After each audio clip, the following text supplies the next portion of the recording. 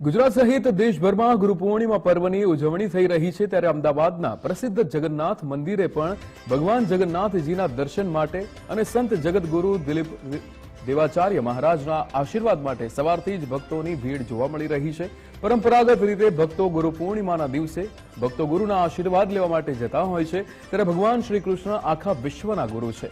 ભક્તજનોએ જગન્નાથ મંદિરે દર્શન કર્યા બાદ જગતગુરુ દિલીપ દેવાચાર્ય મહારાજની પણ તેમને મળીને આશીર્વાદ મેળવ્યા હતા।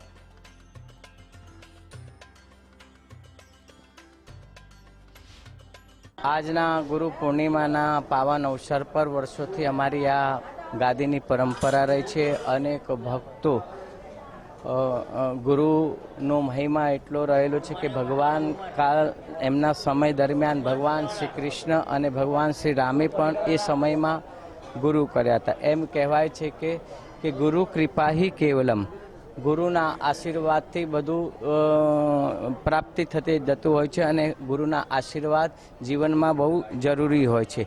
તો એ આપણી સનાતન ધર્મની સંસ્કૃતિની એ પરંપરા રહી છે ને ગુરુ પૂર્ણિમા મહોત્સવ દરેક મંદિરોમાં દરેક જણો પોતપોતાના ગુરુનું પૂજન કરી ને આજ ગુરુનો મહિમા અને ગુરુના વંદન કરી અને ગુરુ પૂર્ણિમા મહોત્સવ મનાવતા હોય છે।